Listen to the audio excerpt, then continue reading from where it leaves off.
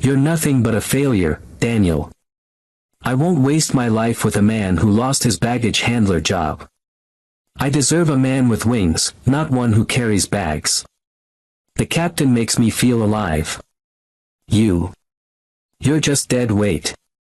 A nobody.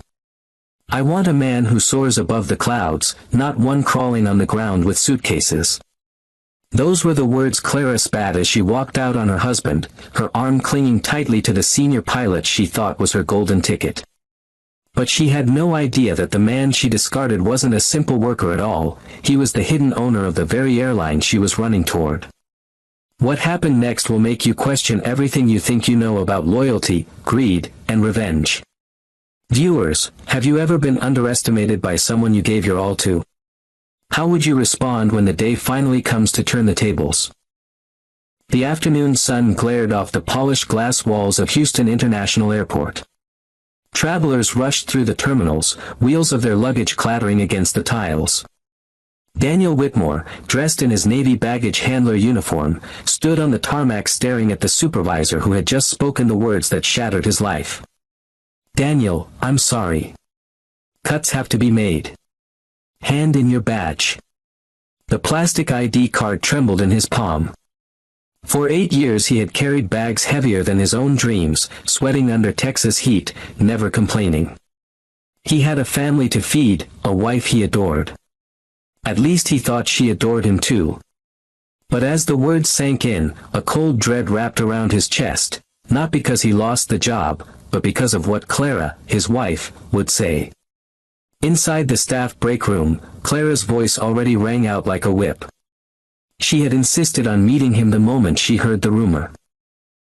Dressed sharply in a red blazer, makeup flawless, she looked more like a corporate executive than a baggage handler's wife. "You lost the job," she spat, folding her arms. Her eyes narrowed, not in worry, but in disgust. "Daniel, do you know how humiliating this is? I married you thinking you'd climb out of the mud. And here you are, sinking deeper." Daniel swallowed hard, trying to steady his voice. "It's just a setback, Clara. I'll find another position. I've been saving. We'll be fine." Her laugh cut sharper than broken glass. "Fine. On what? Scraps. Do you think I married you to live like some airport janitor's wife?" She leaned closer, her perfume sharp, her words sharper. "You can't even hold on to the lowest job in the airline. What does that make you?" A silence lingered. Daniel's jaw clenched, but he didn't answer. Because deep inside, behind the quiet eyes that Clara had long stopped noticing, he carried a truth. One that could silence her venom in an instant.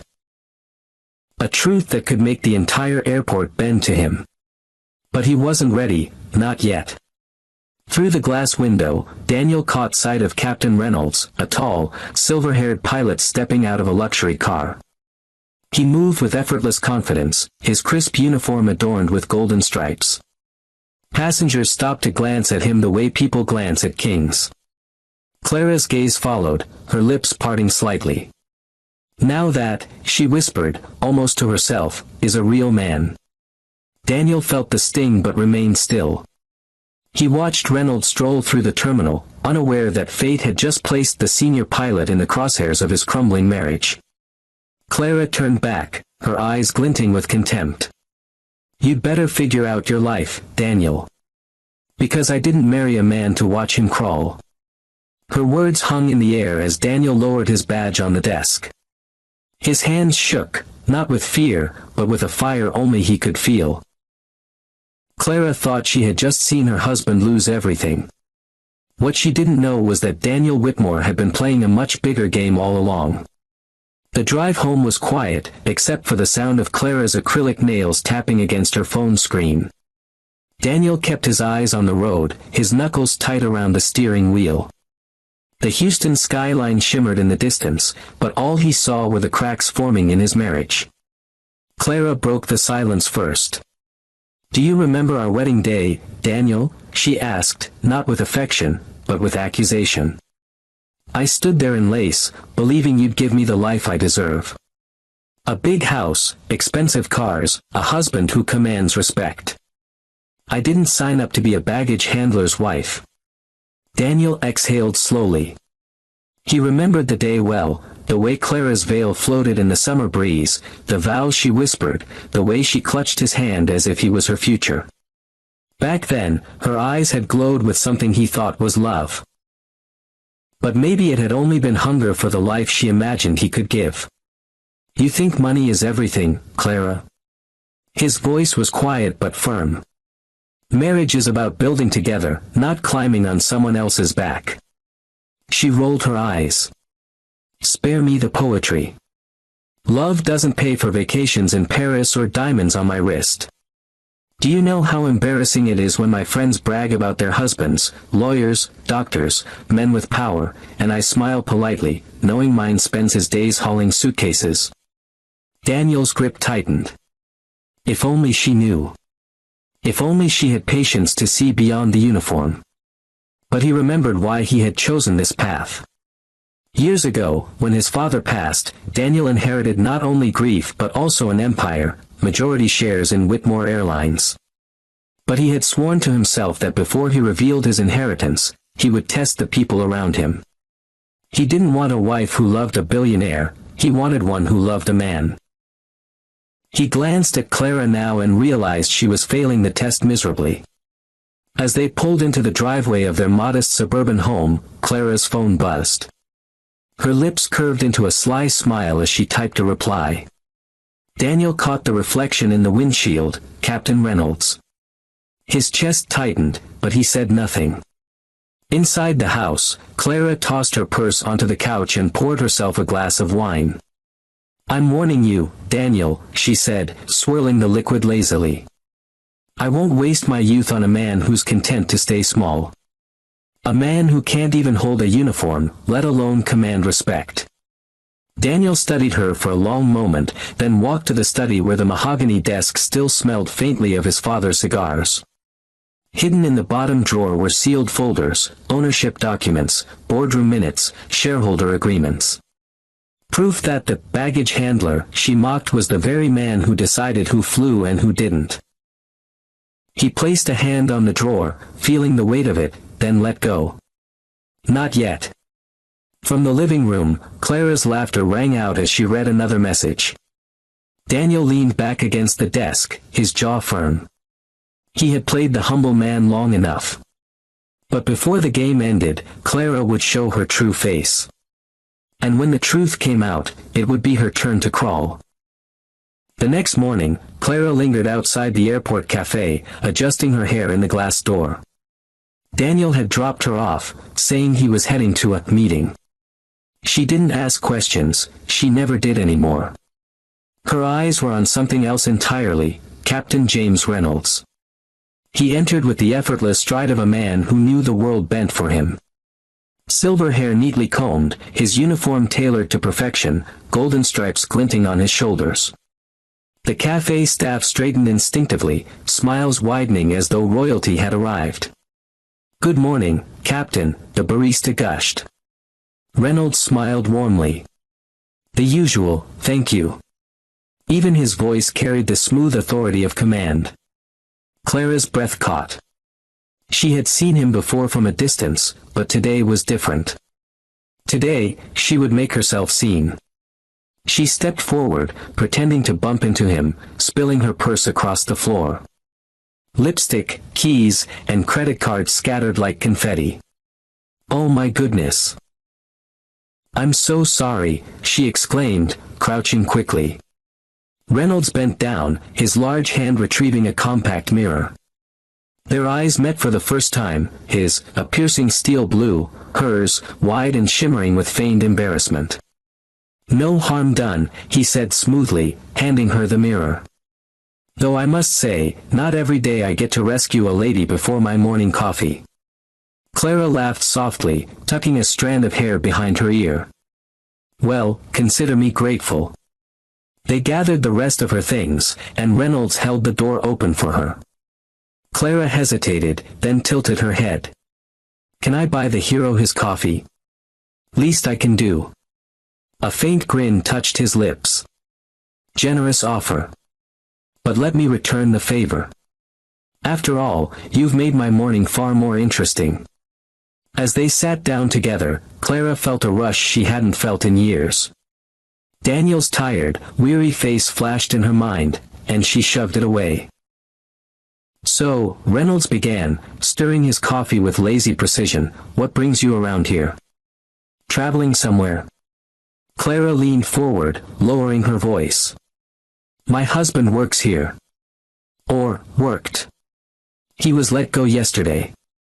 "Ah." Reynolds nodded sympathetically, though his eyes didn't linger on pity.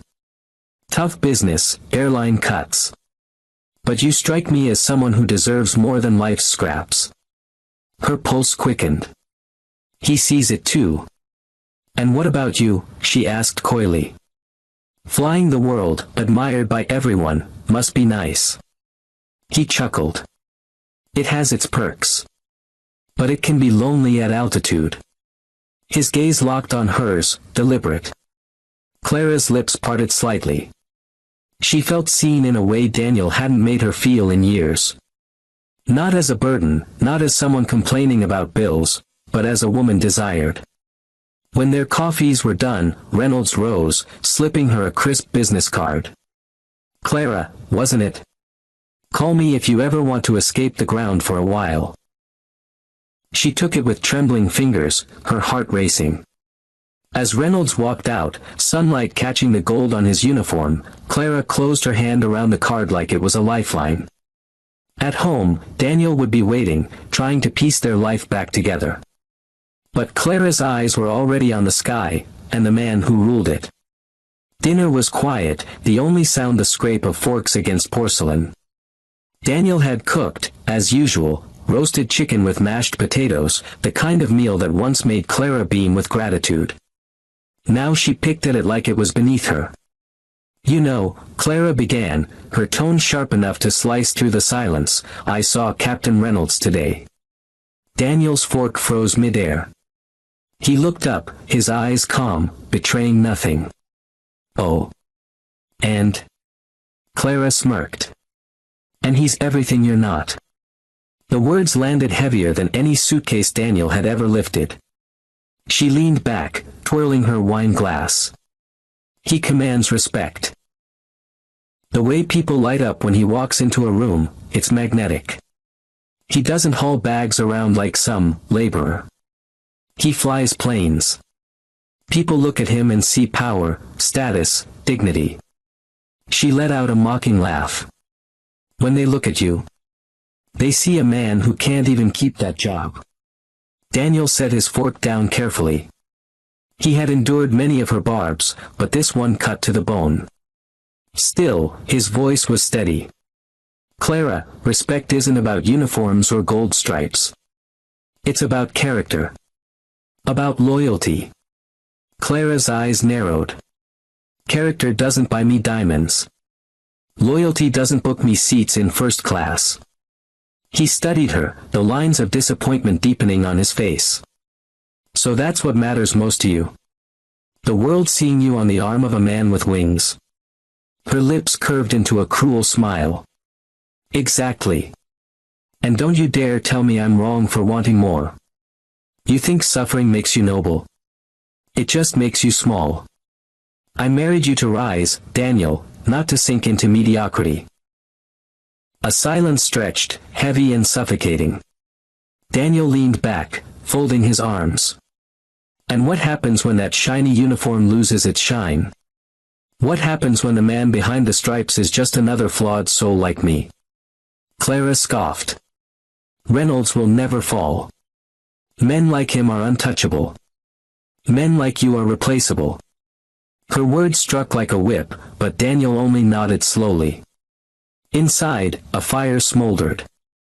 He thought of the sealed documents in his study drawer, proof that Reynolds, for all his swagger, still answered to him. Proof that Clara's definition of a real man was about to collapse. But he held his tongue. Let her dig her own grave. Clara sipped her wine, her eyes distant, as though she were already in another world, a world of luxury jets and champagne, where her husband didn't exist. Daniel rose quietly, clearing his plate. "Enjoy your dinner," he said softly, though his gaze lingered on her longer than usual. As he walked away, Clara barely noticed. Her mind was still replaying Reynolds' smile, his voice, the weight of his business card in her purse. She didn't see Daniel pause at the doorway, his jaw set. She didn't hear the thought echoing in his mind, "Soon, Clara. Very soon, you'll know exactly who your husband is." Rain hammered against the windowpane that night, the storm outside echoing the tension inside. Daniel sat at the dining table, papers spread before him, job listings, budget sheets, and a notebook full of plans. He was already sketching ways to rebuild. Clara, however, paced the room in heels, her arms crossed tightly, her impatience spilling into every movement. "Daniel," she snapped, "do you realize how pathetic this looks? Sitting here, scribbling like some high school dropout. You lost your job, and instead of fighting, you're clinging to scraps." Daniel didn't look up. "I'm trying to figure out a way forward. That's what men do when life knocks them down, they get back up." Clara's laugh was cruel, hollow. "Back up? You're already on the floor. And I'm not going to kneel down there with you." Finally, Daniel raised his head. His eyes were tired, but steady. "Clara, I love you. We've built years together. Don't throw it away because of one setback." "One setback?" she hissed, slamming her hand against the table. "Do you think I married you to live like this? Watching my friends jet off to Europe while I clip coupons at Walmart? I want a man who can fly, Daniel. Not a man chained to the ground." Silence. The storm roared louder. Then Clara pulled something from her purse, a neatly folded envelope. She dropped it onto the table. "These are divorce papers. Sign them." Daniel froze. The paper stared back at him like a final verdict. He swallowed, searching her face for even a flicker of doubt, but her eyes were ice. "Clara," his voice cracked, not from weakness, but from disbelief. "After everything? You'd throw us away for what?" Her lips curled into a bitter smile. "For someone who knows what it means to be a man. Captain Reynolds makes me feel alive. He's respected, admired. Standing beside him, I'd be somebody. With you? I'm invisible." Daniel's hand trembled as he touched the envelope, but he didn't open it. Instead, he met her gaze with a calm she didn't expect. "If this is what you want, I won't stop you. But remember this moment, Clara. Remember the man you left in the storm." She snatched her coat, her perfume lingering in the air like betrayal itself.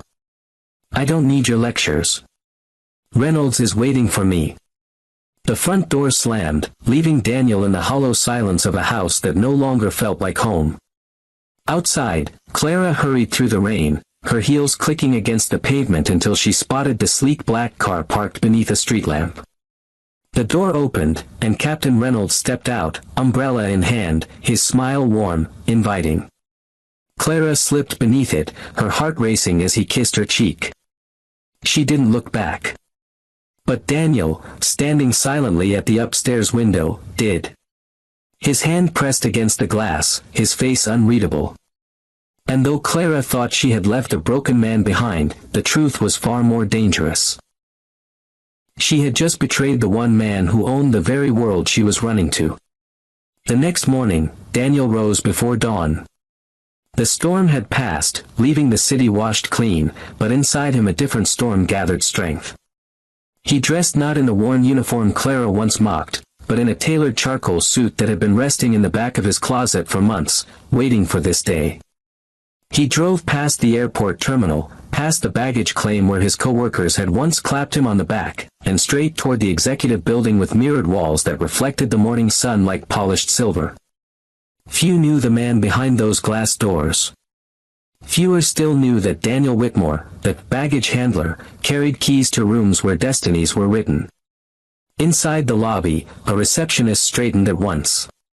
Good morning, Mr. Whitmore. The board is waiting for you. Daniel offered a polite nod and strode toward the elevator.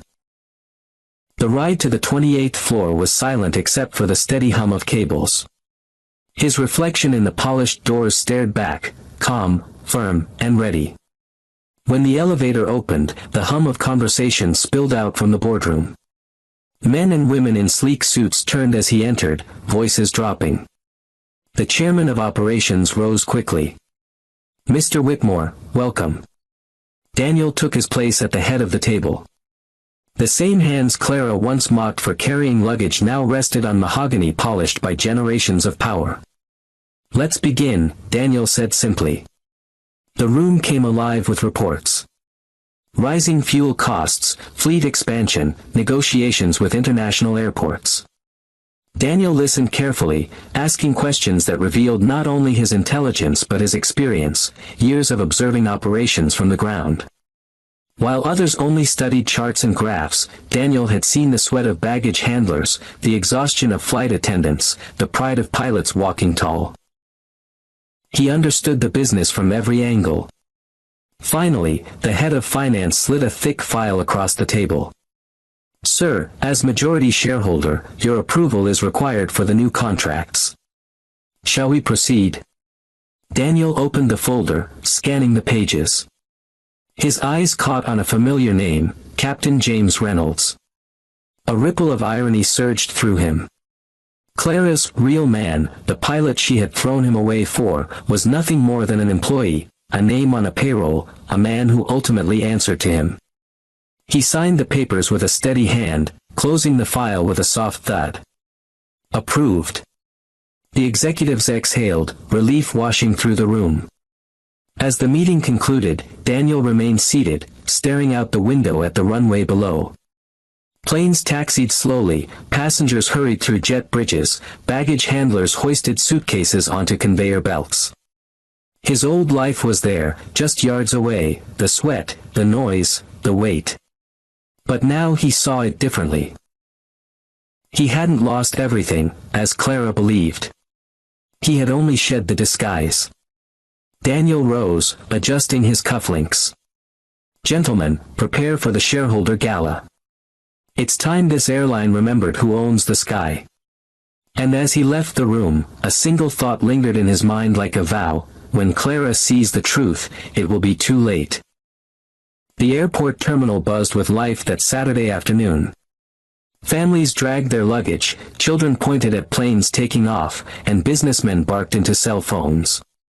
Among the crowd, Clara strolled on the arm of Captain James Reynolds, her heels clicking proudly against the polished floor. Heads turned as they passed. People noticed the captain's crisp uniform, the confidence in his stride, and then her, a woman radiant in a designer dress, clinging to him like she already belonged to his world. Clara basked in the attention, her chin lifted high. For the first time in years, she felt like she was walking on a stage where everyone applauded. Then, as fate would have it, she saw him. Daniel stood by the coffee kiosk, a simple cup in hand, dressed in jeans and a button-down shirt. No uniform. No stripes. Just the man she had left behind. Her lips curved into a smirk. This was the moment she craved, proof that she had upgraded. Well, if it isn't Daniel, she purred, tugging Reynolds closer. What are you doing here? Looking for work carrying someone else's bags? Reynolds chuckled lightly, his arm tightening around her waist. I suppose life's been difficult since the cuts. Daniel met their eyes calmly, his face unreadable. Life has a way of revealing who people really are, he said softly, taking a sip of his coffee. Clara tilted her head, mocking. You should have seen the look on his face when I told him I was leaving, James. Absolutely crushed. Some men just aren't built for the heights we were meant to reach. Her laughter rang out, sharp and cruel, drawing curious glances from nearby passengers. A flush crept up Daniel's neck, but he didn't react. Instead, he set his coffee cup down, his lips curling into the faintest smile. That smile unsettled her for a heartbeat. It wasn't bitterness. It wasn't defeat. It was something else. Something she couldn't name. "You look too calm for a man who lost everything," Reynolds said, narrowing his eyes slightly. Daniel held his gaze. "Maybe because I know the storm hasn't ended yet. Sometimes, the sky clears just before the thunder returns." Clara scoffed, tugging Reynolds toward the gate. "Poetic nonsense. Come on, James. We have a flight to catch. Some of us are moving forward." As they walked away, Reynolds cast one last glance over his shoulder at Daniel, a look caught between curiosity and unease. Daniel remained still, watching them disappear into the crowd. Passengers brushed past, oblivious to the silent drama unfolding in plain sight. He picked up his coffee again, savoring it slowly, as though time itself belonged to him. Clara believed she had humiliated him, paraded her victory before his very eyes. What she didn't know was that every plane Reynolds flew, every paycheck he cashed, every uniform he proudly wore, tied back to Daniel's signature. And very soon, the world would know too. The ballroom glittered beneath crystal chandeliers, the air thick with the scent of champagne and expensive cologne. It was the annual Whitmore Airlines shareholder gala, a night of silk gowns, tailored suits, and whispers of power deals inked over hors d'oeuvres. Clara walked in on Captain Reynolds' arm, her red dress hugging every curve. She felt radiant, untouchable, draped in the prestige of being the pilot's companion. Cameras flashed, executives greeted Reynolds with nods of respect, and Clara smiled proudly, certain she had finally secured the life she deserved. "Stick with me," Reynolds whispered as they crossed the marble floor. "Tonight, you'll see how far above your old life you've climbed." Clara's heart fluttered. Old life. She liked the sound of that. At the center of the room stood a podium draped in velvet. The company's top executives gathered nearby, murmuring about the arrival of their elusive majority shareholder. Clara leaned closer to Reynolds. "You've never met him, have you?" He shook his head. "Few have. They say he keeps to himself, but his signature controls everything." The crowd hushed as the chairman of operations stepped to the microphone. "Ladies and gentlemen, thank you for joining us. Tonight, we celebrate not just our growth, but the vision of the man who has guided this airline from the shadows. Please welcome, our majority shareholder and owner, Mr. Daniel Whitmore." Clara's laugh caught in her throat.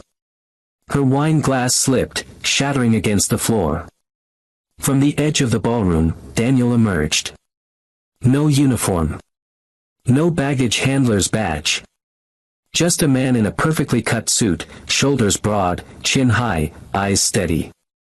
The room erupted in applause as executives rushed forward to shake his hand. Clara's breath came in sharp, shallow gasps. "No," she whispered. "It can't be." Reynolds' face stiffened, confusion flickering in his eyes. You know him?" Clara could barely speak.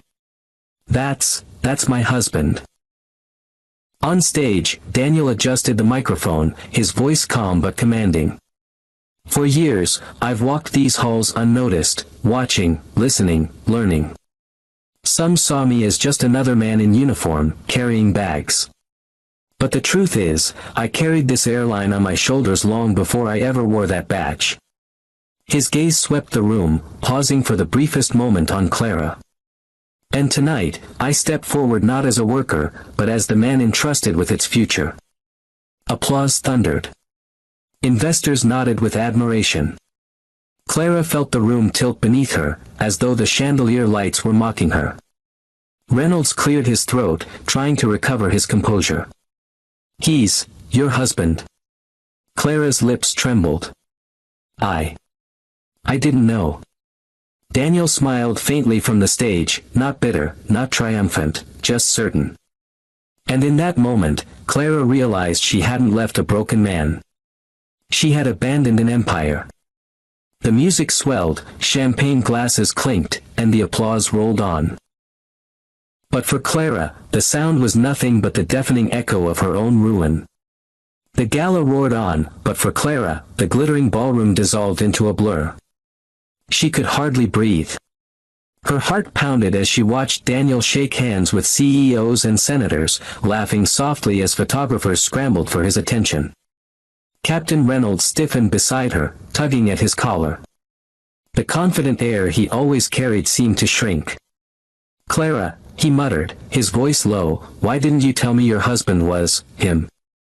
She swallowed hard, her throat dry. I didn't know. I swear I didn't know." Reynolds' jaw tightened. The whispers had already started. Guests glanced their way, eyes darting between the powerful owner on stage and the woman clinging to his pilot. The air buzzed with curiosity and judgment. Clara felt exposed, naked beneath the chandelier's light. Desperation surged through her. She moved quickly, weaving through the crowd until she stood at the edge of the stage, just as Daniel stepped down. "Daniel!" Her voice cracked. He stopped, glancing at her with calm, unreadable eyes. For a fleeting moment, she saw the man she once knew, the husband who used to bring her flowers after long shifts, the one who cooked her dinners when she was too tired. But that softness was gone, replaced with something harder, sharper. "Daniel, please," she whispered, her hands trembling as she reached for him. "I made a mistake. I didn't understand. If I had known." He cut her off with a quiet laugh, low and cold. "If you had known." His eyes bore into hers. "Then your love would have been real. Your loyalty genuine." Clara's lips trembled. Tears welled. I thought you'd failed. I wanted more. More." His voice rose slightly, drawing a hush over the crowd nearby. "I gave you my heart. My years. My loyalty. And when life tested us, you traded it all for a man in a uniform." His gaze flicked briefly toward Reynolds, who stood rigid, avoiding eye contact. "A man who answers to me." Gasps rippled through the onlookers. Clara shook her head furiously, clutching his arm. "No, Daniel, please. I love you. I always have. I just lost my way." Daniel gently pried her fingers off, his touch firm but not cruel. "You love what I own, Clara. Not who I am. And that is the tragedy of us." Her knees buckled, and she sank slightly, her sobs muffled by the swell of music resuming in the background. Reynolds stepped forward, his face pale. "Mr. Whitmore. I meant no disrespect. I didn't know she was." Daniel's stare froze him mid-sentence. "You don't need to explain, Captain. I don't fire men for human weakness. But loyalty matters in my skies. Consider this your last warning." Reynolds swallowed, nodding stiffly. Clara clutched at the hem of Daniel's jacket, her mascara streaking down her cheeks. "Please, don't do this. Don't leave me." For the first time, Daniel smiled, not in warmth, but in finality. "You wanted a man with wings, Clara. So fly. But don't expect me to catch you when you fall." With that, he turned and walked away, the crowd parting in reverent silence. Clara collapsed onto a chair, her sobs drowned by the sound of champagne glasses clinking to toast the man she had lost forever. Weeks passed, and the world inside Whitmore Airlines shifted. Headlines praised Daniel Whitmore, the hidden billionaire, who had once walked among his workers and now revealed himself as the man behind the empire. Executives marveled at his humility, employees admired his quiet strength, and competitors suddenly saw him as untouchable. But Clara? Clara was nowhere. She wandered the city in silence, her once perfect hair now tangled, her designer clothes traded for whatever she could afford. Reynolds had dropped her swiftly, embarrassed by the whispers that followed him at work. Pilots lived on pride, and he couldn't bear being known as the man who stole the owner's wife. One evening, without explanation, he blocked her number and never looked back. Clara sat alone in their empty house, Daniel's house, realizing she no longer belonged there. The ring she once wore so proudly was gone. The invitations to parties had dried up. Her phone, once buzzing with friends eager to dine with the pilot's girl, now stayed dark. Meanwhile, Daniel's life blossomed. At the gala's after-party, he had crossed paths with Elena Ramirez, a quiet but brilliant operations manager who had always treated him with respect when he wore the baggage handler's badge. She had never mocked him, never looked down on him, even when she thought he was just another man hauling luggage.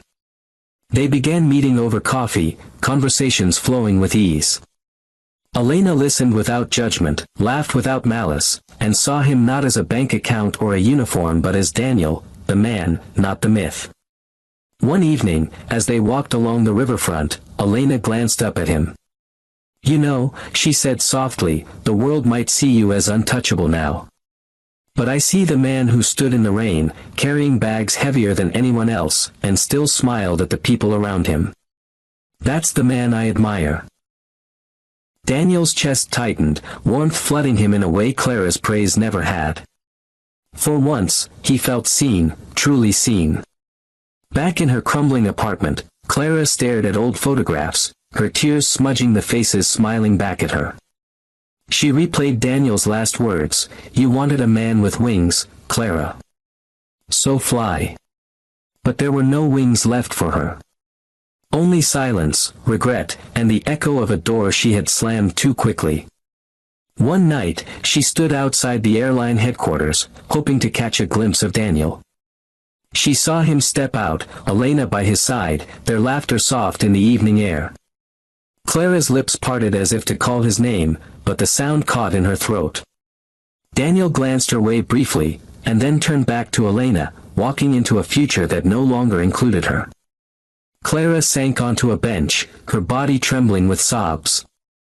She had gambled everything for the illusion of status and lost the one thing that could never be bought, true love. Sometimes the richest man isn't the one in uniform or with the biggest title, it's the one who stays loyal, humble, and true. Don't trade real love for glittering lies.